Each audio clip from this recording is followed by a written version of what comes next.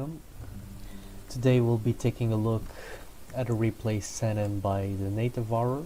In Nate's own words, the replay is the following. Russian expeditions work in tandem as the Heiliges expedition from the Netherlands links with Souvorovs from Switzerland, assisting their allies from the HRE as they strike at the revolutionaries. But the French have massed and hit the overextended flank of the coalition.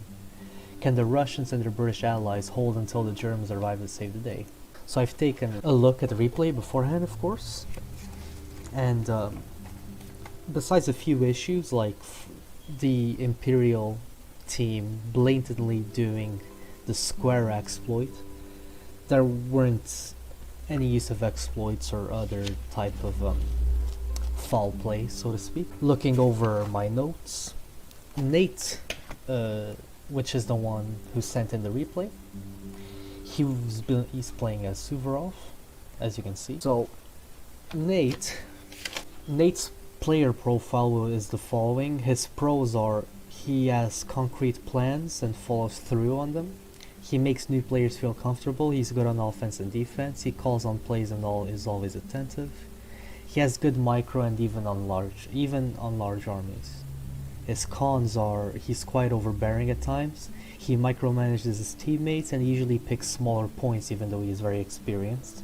Although this time he picked a 9-pointer, so that's fine, of course. Moving on to the Heiliges expedition, we have Chainmail. Chainmail's player profile is the following. His pros are he has moments of brilliance that show his real potential and talent. He can handle large armies when well supported, and considering he has Nate and Gorde as teammates, he is very well supported. He is eager to learn and improve. He is a good Russia player, both on offense and defense. So while Heiliges is a mixture of Britain and Russia, he'll do just fine. And he is very good at counterattacking. His cons are he's quite skeptical towards ally planning, although I have a feeling that considering he's playing with Gords and Nates, that won't be the case this time.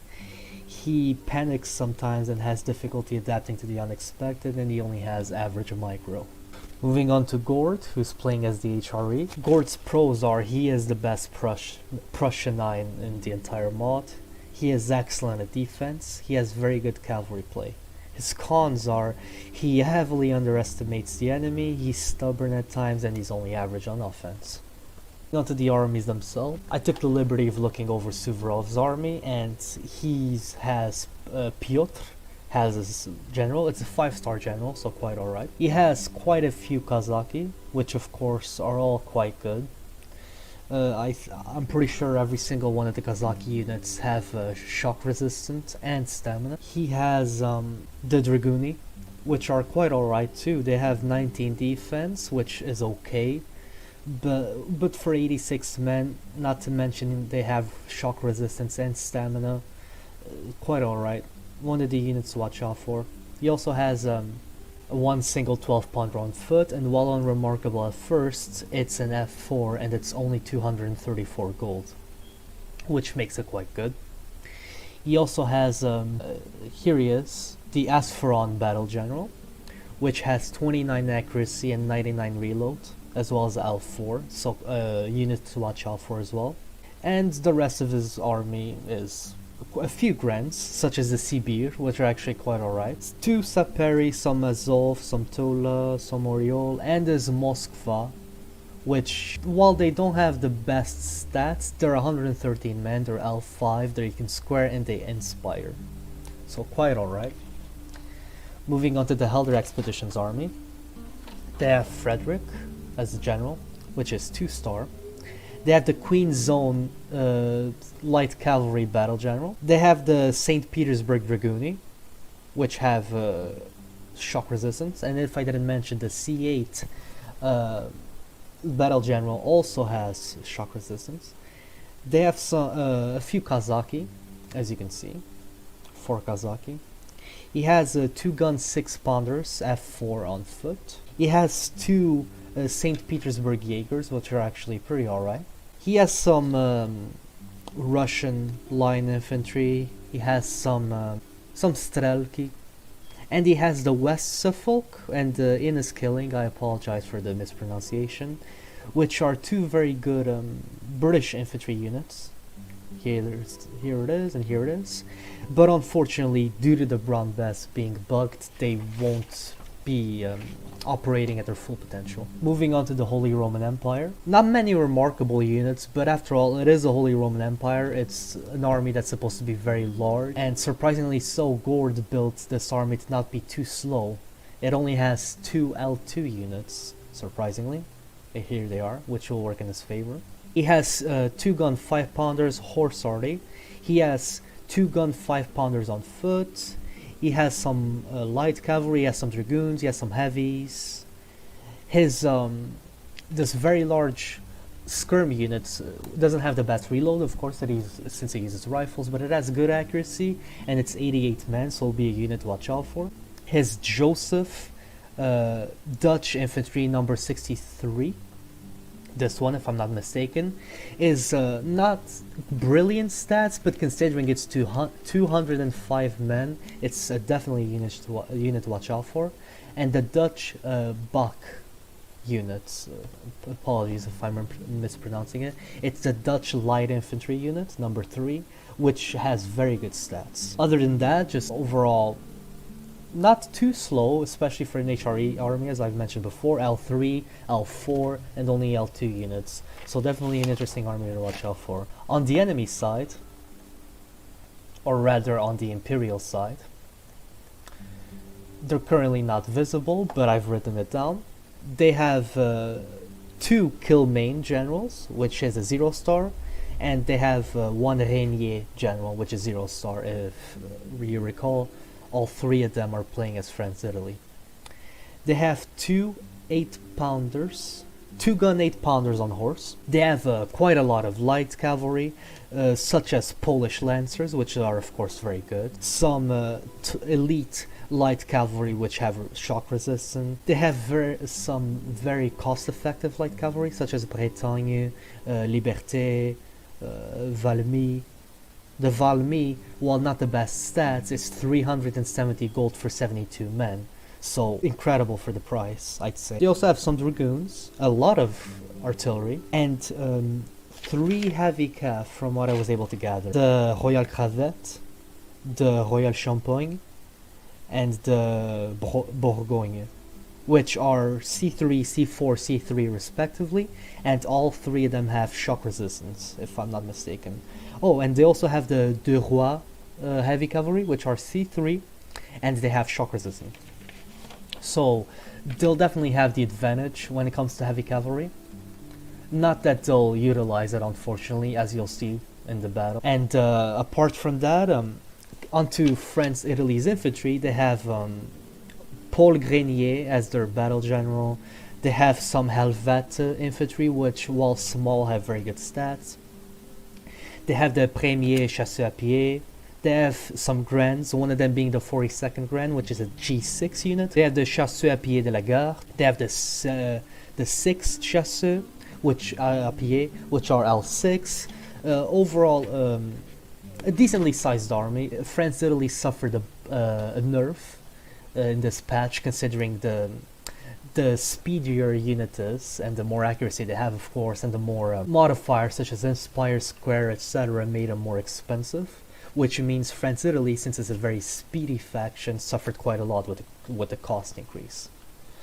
For now, we'll do a cut, and I'll come back once the battle starts.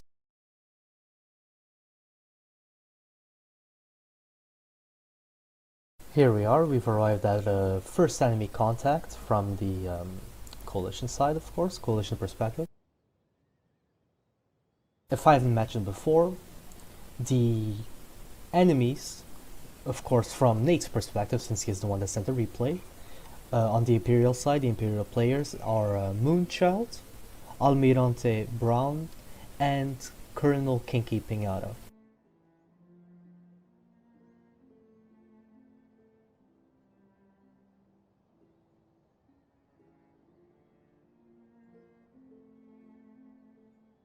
From the fact that there's a lot of light cavalry here, and that the 3 generals are in the same area, it is safe to say that 3 of the French players, which are all of them, will be focusing on the right side of the map, from the mini-map and from the coalition's perspective.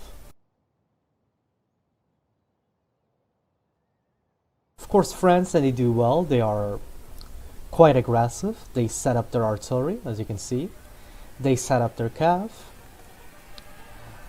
But over here, they should have not sent out one unit of cavalry, no matter how good it is. They should have not sent it out by itself to face multiple units of cavalry. As you can see, it routed. And luckily, it was able to rout the Souvorov cavalry, because it was not able to initiate the charge animation before it was attacked itself. It will likely come back since it's over 50%, same as the French unit which will likely come back if it is not chased down by the Kazaki from the Helder expedition.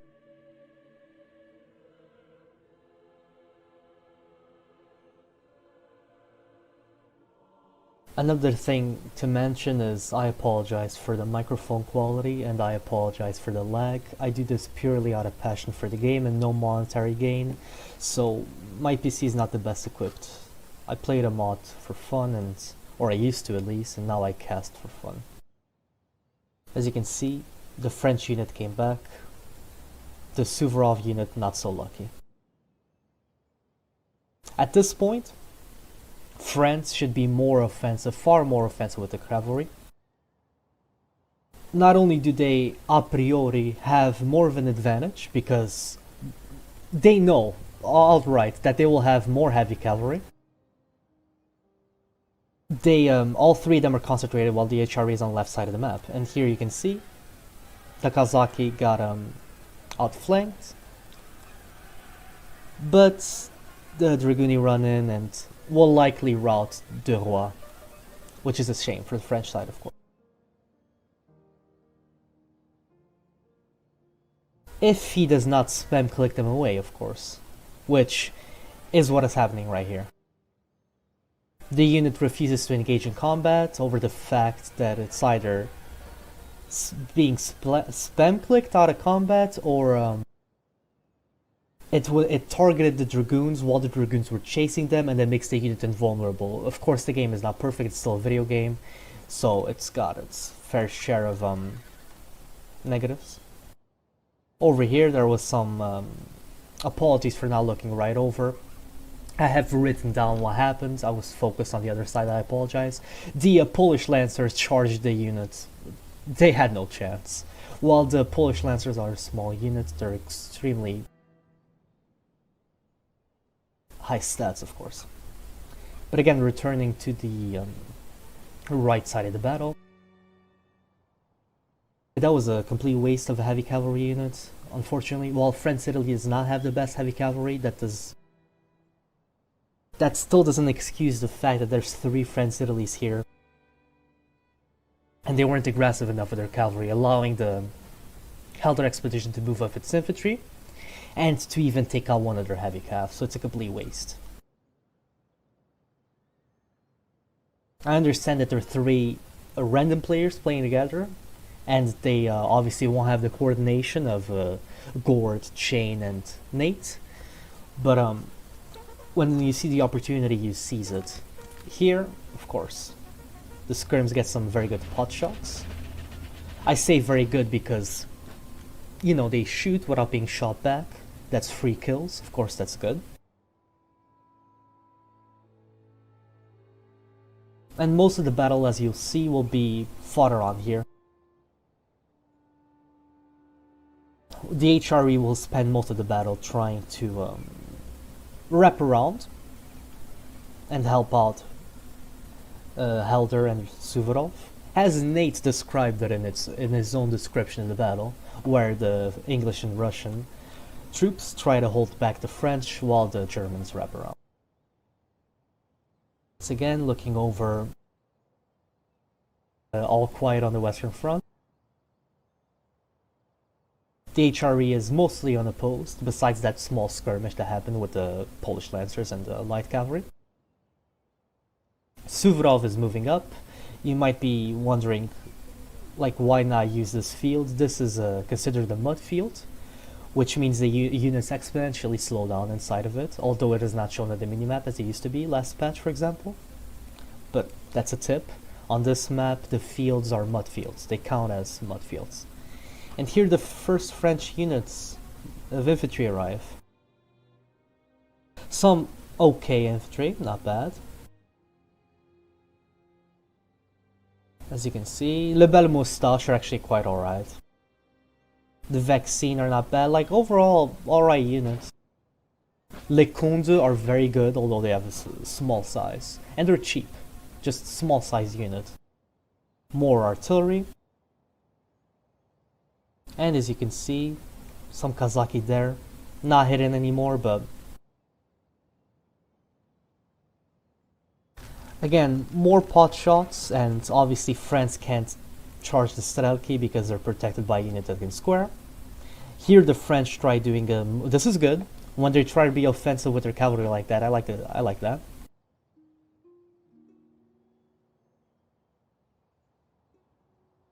Again, Nate is expertly screening his army with the units that can square, which is of course very good. He's protecting the units that cannot square with units that can square. Unfortunately for Helder, apologies, this is not Nate, this is Chainmail. Chainmail is doing a very good job screening his units. And unfortunately for him, he is being bombarded by it. France, halfway through their aggressive maneuver, decides to give up on it.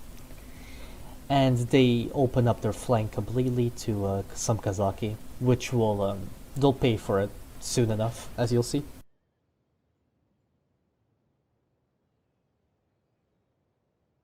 Again, instead of seizing the opportunity, perhaps for the best at this point, considering those light cavalry. Well, again, they had, as I noticed now, they had the Royal Cravette, which it's hard to say. If they had done it sooner, which they should have. And again, as I mentioned before, the French would pay heavily for leaving this spot open, and here's a result of it. As I mentioned before, the Kazaki rushed through, and that's 2 units of artillery out.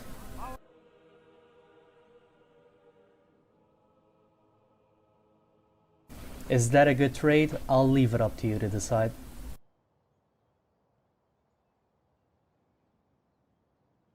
Of course, it's a mistake from the French. They had some light cavalry there. They should have been using that light cavalry to protect our artillery, and they should have not left the road open or this much space open to begin with for some Kazaki to rush through. Very simple mistake to fix, but it cost them dearly.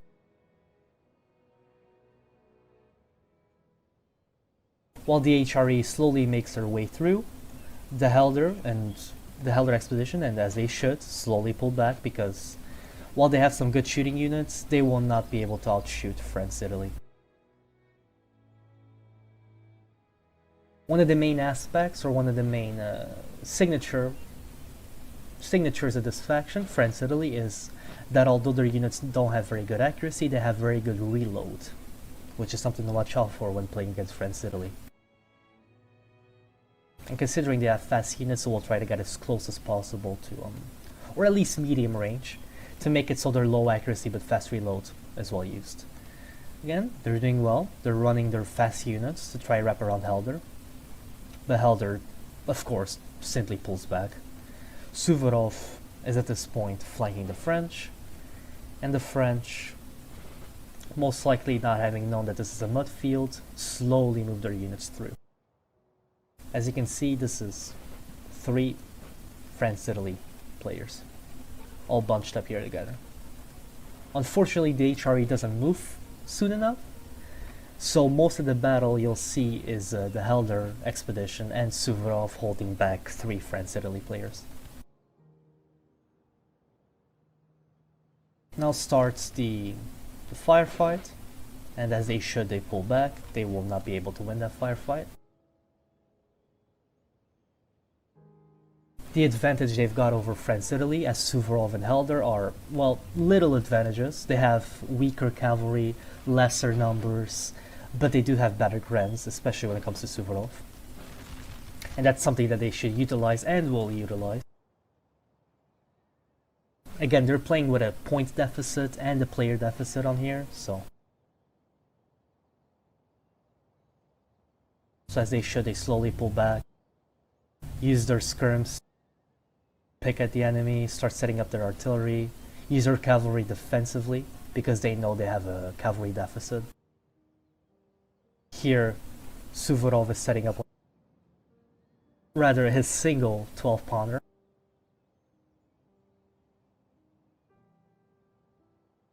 Helder is setting up their 12s, and here is this massive column of French cavalry. Looks very intimidating. They unfortunately will do nothing with it. Those two units, as Chain did very expertly, he is screening his entire army with cavalry, using it very defensively as he should, and using those units that can square. And while France-Italy at first seems like it's going to rush through, it does nothing with the cavalry. And instead of moving it to another flank, you'll see that throughout most of the battle, France-Italy completely wastes their cavalry, which is a shame. With their cavalry advantage, with their point advantage, the main thing they should be doing right now is this army especially, trying to wrap around Souvorov, doing their best to kill these two armies as quickly as possible so they can then reorganize and focus on the HRE. They've got the advantage, they should seize it. Helder is fighting with his back against the wall. Well, he still has plenty of space for retreat, but considering he has a slower army, he has a cavalry disadvantage. France-Italy should have this in the back. Here starts the line engagement. Les Belles Moustaches are the only units that are remarkable there, I'd say. Of course, others are also valuable for their price, but the remarkable ones are the Belle Moustache.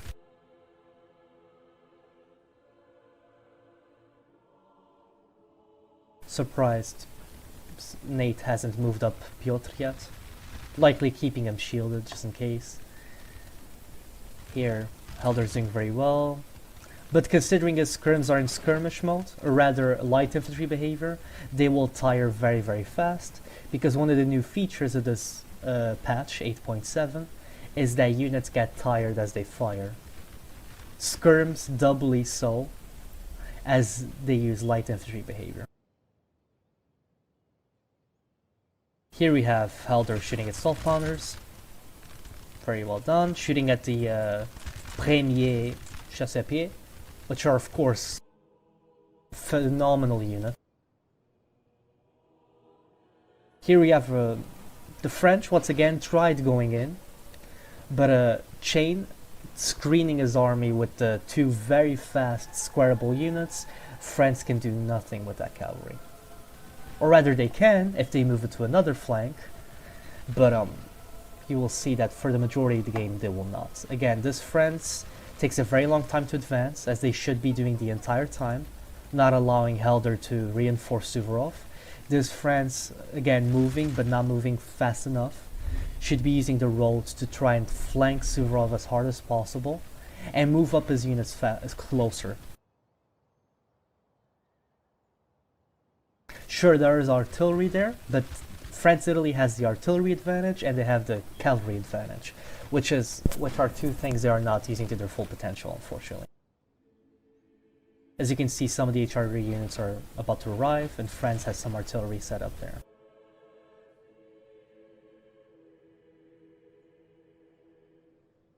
This battle is a prime example of the fact that a lot of the times it doesn't matter the armies you're using or the point disadvantage you've got, it matters strategy and tactics.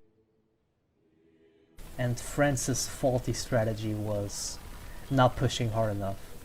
Sometimes it can be intimidating to push against experienced players, of course, especially some that are using quite good tactics like screening their army, slowly pulling back, but you just gotta push on, especially when you've got a point advantage. You know your units are better, faster, more plentiful, seize the opportunity.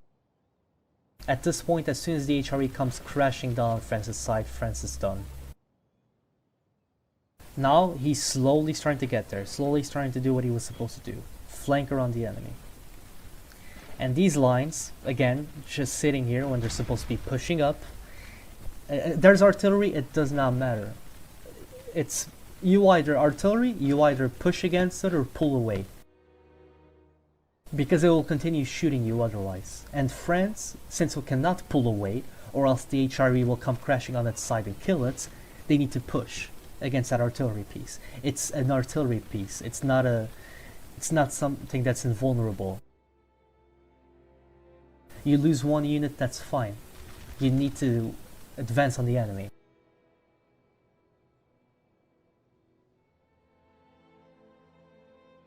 Again, they see the HRE units, they feel scared for some reason. They have some grenadiers that they can utilize there, but choose not to. Over here, some infantry not doing anything, even though this flank is very, very open. Again, here, same, not pushing up, units standing idle. And this is precisely why I'm being so very critical towards these players. I might sound like a bit of an asshole, and I apologize, I'm not trying to, but they know very well what they're doing. I don't know which player it is, but it's either Moonchild, Almirante, or Colonel KinkyPinata. They do the square exploit. As you can see, cavalry just swiftly runs through the square. But if they kept the unit in a column, cavalry would bunch up against the back and not move through as swiftly. They did that, and at an attempt to take out the Helder Expedition artillery. But you'll see that thankfully it didn't work out in their favor. Sure, they take out the Strelki, no, fine, okay, take out the Strelki, but they run through stakes. Helder thankfully spotted it, even though they used the square exploit. They square their units, they run their cavalry, and France just wasted a bunch of units. Very well done by Helder and Souvorov. Well, mostly Helder. Souvorov had a unit there to assist, but it was Helder. Fast reflexes.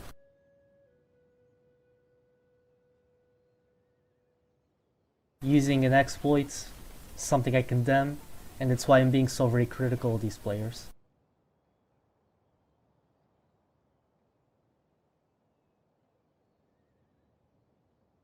Barely lost any men. Sure, they lost the limber, but at this point the limber does not even matter.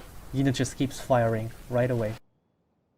And then it's when France finally decides to move the cavalry to the other flank, around 20 minutes in, when they should have done it far sooner.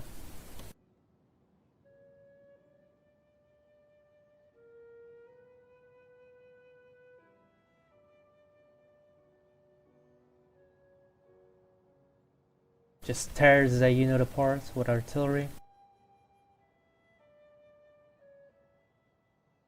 Moving slowly or standing idle when they should be pushing far harder. Using this road as speed.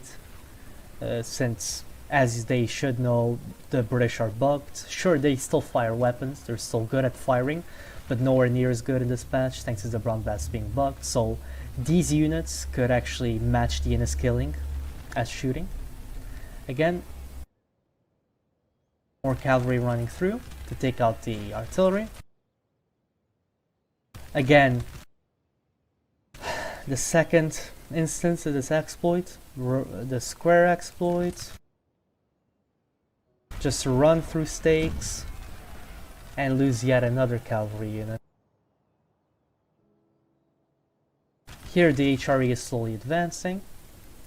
Not to be only critical of the French, I feel like the HRE pushed with such little urgency.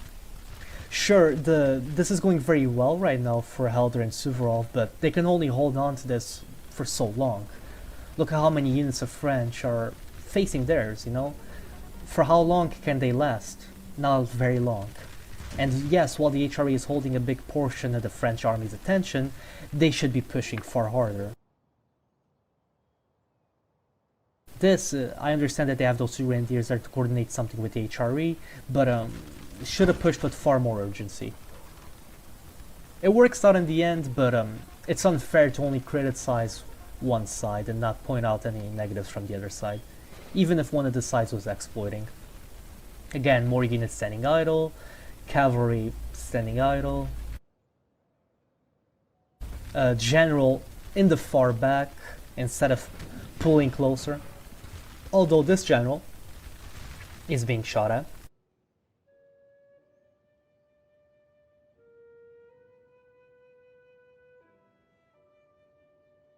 They're slowly advancing at least.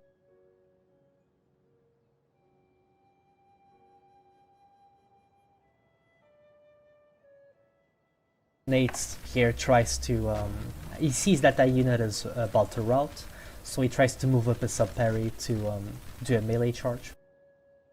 Since they, of course, the sub-parry have a decent melee skill. Here Gorde again, slowly pushing through the field. Some units of Souvorov standing idle. But again, he is focusing on this side, but he should still be moving those. That unit broke. So now, the sub-parry about to seize the moment. The French player seeing that should already be moving his cavalry over here.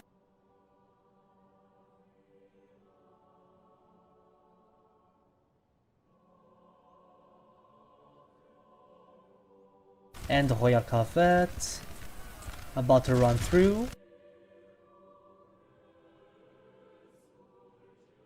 Souvorov does well in pulling back his units. Here, as you can see, he did not do the square exploit, so his units got bunched up. That is the difference between using the square exploit and trying to charge your cavalry through standing infantry. And it is why it's considered an exploit.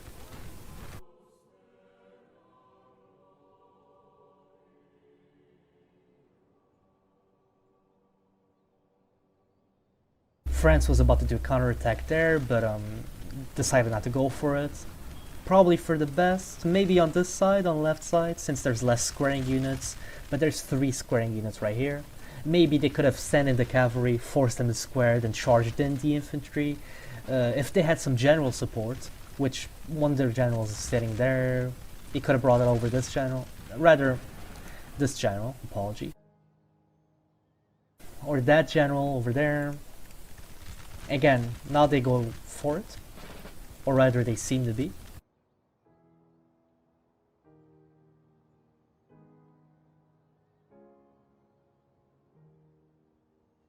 I'm keeping an eye out on the left side as well. Indeed, they run through. This time, no square exploit, so far slower. They, of course, go for the Aragon, but wasting the Royal Corvette, charging through their infantry in the back, wasting the Royal Champagne. And over on this side, they, at least, this I cannot go too harsh on. They charge some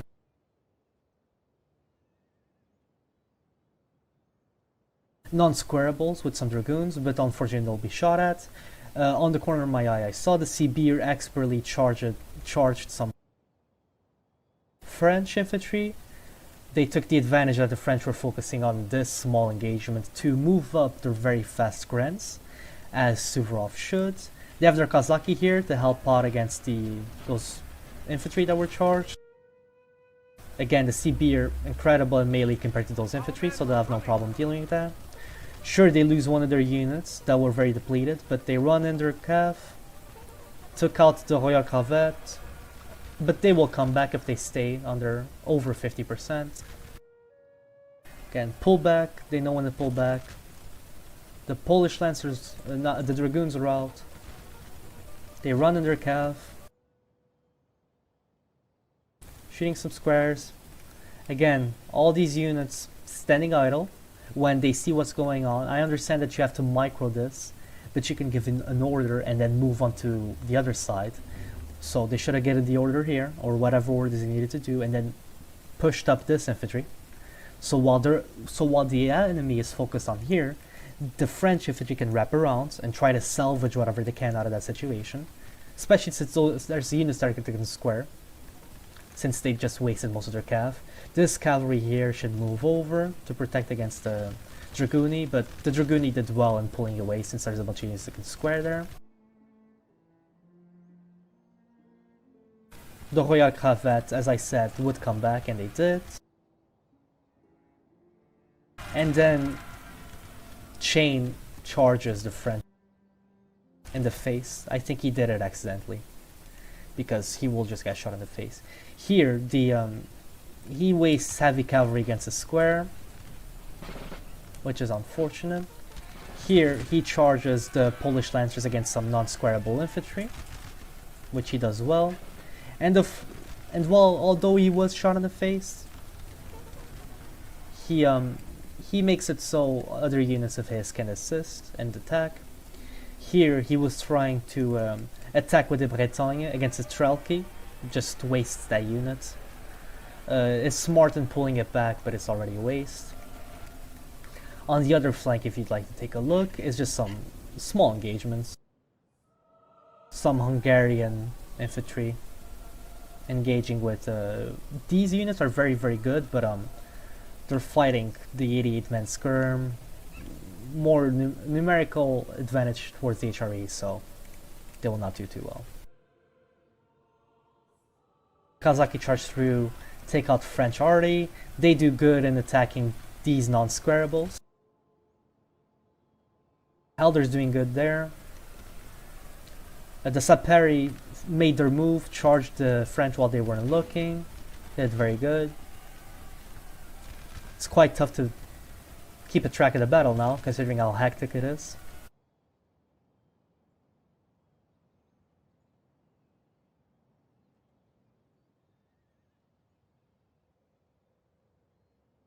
They attack with Royal Champagne, just get shot and get charged by the shock resistance light dragoons.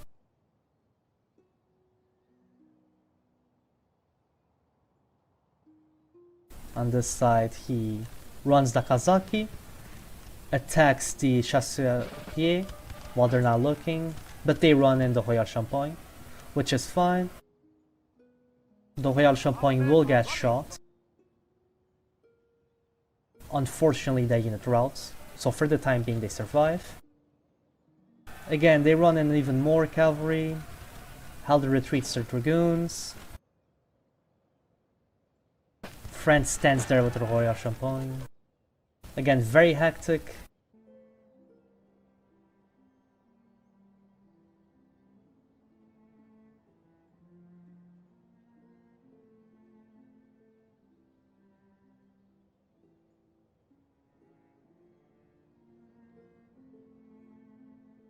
Again, while the French cavalry is superior in numbers and quality, the French infantry squares are behind their own units, so they won't be able to fire on the Russian cavalry. And there's plenty of Russian infantry supporting their own cavalry and shooting at the French cavalry.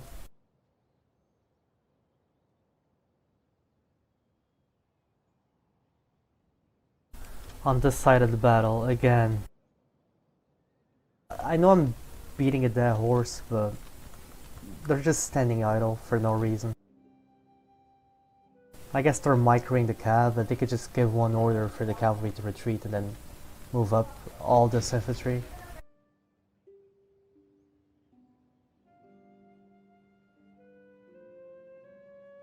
There was about to be a small engagement, but since light cavalry is faster than dragoons, they were able to retreat. Here, they're clearly thinking about doing something on the road, as they should, utilizing the grenadiers very well. Souvorov.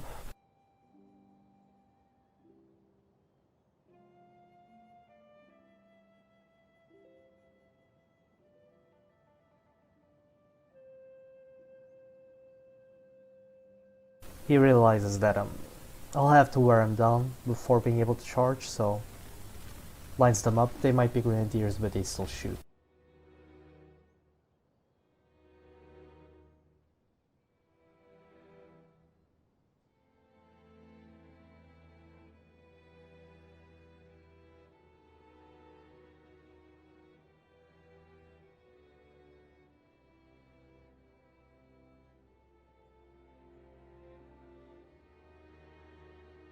Again, the French should be using their cav as much as they can to be able to get as much as they can out of this.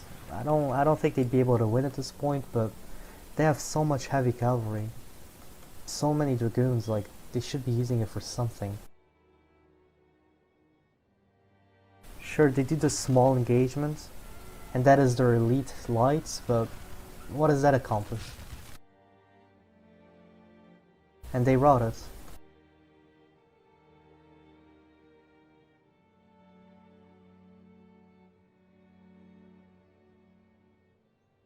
Here, I'll leave it like this. Look over whatever side you'd prefer.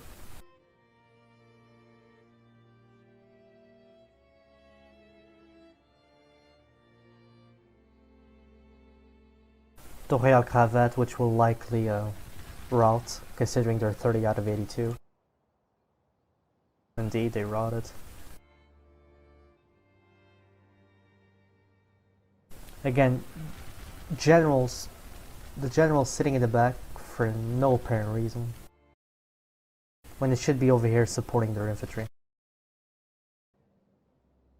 Here the unit will rout, and bringing over cavalry very well to assist, and will likely charge.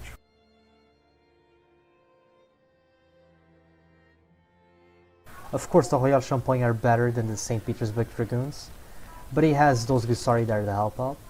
Not to mention the Dragoons will hold far enough, or long enough rather, because his general's arriving, they're shock resistant, so inferior stats, but they were able. Here very well, he runs the Gusari through, charges the unit against square in the back, sees an opening, charges his grenadiers through,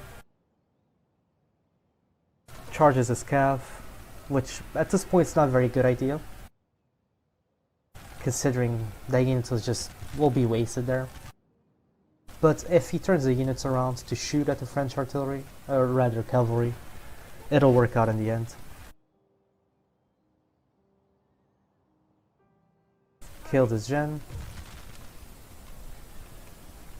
HRE keeps going. Grenadiers charging. Dragoons miraculously survive. It was quite miraculous indeed how they survived that. And at this point, well, there's not much to do. France just gets wrapped around by the HRE. At this point, they're charging their gen. They know it's over.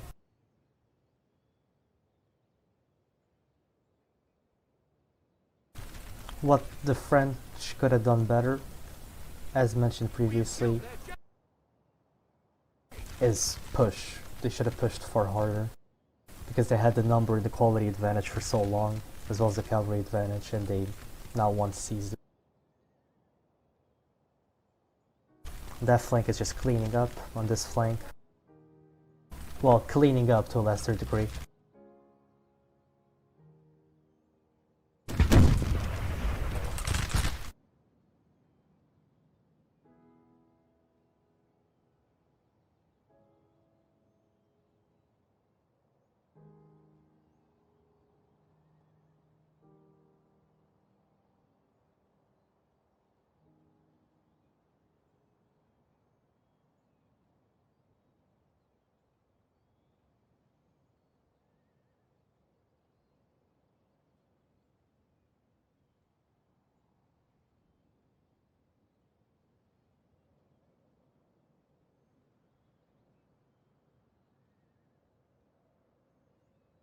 At this point, well done to the coalition players, and better luck next time to the French players.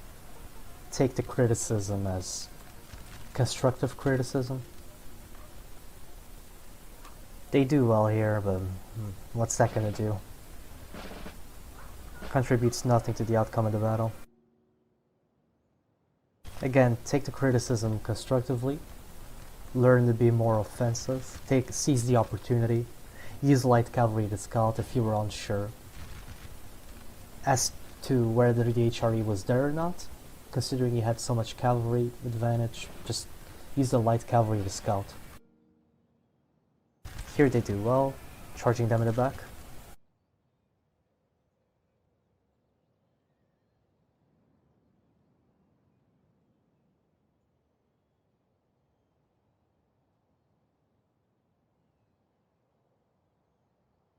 They were finally about to take out their artillery, that they were trying to take out the entire game but couldn't. Charge in the back, charge in the front. Here same thing, charge your artillery, charge your cavalry, and that's the battle.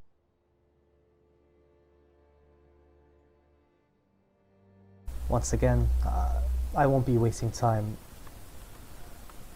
watching, like, chasing units and wrapping around the units. The battle's over. I won't be wasting any more time. The final thoughts are, it's a shame that the French side used certain exploits. It's a shame that they didn't have such good micro, and their cavalry and infantry were sitting idle many times. But it is what it is. The coalition are experienced players, and while they themselves also had some times where they weren't using their units appropriately, they came out with the victory even though they had far less points. It was 27 points against 30 points, I believe, especially when one flank was 3v2. Again, well done to the coalition players, and good luck next time to the Imperial side.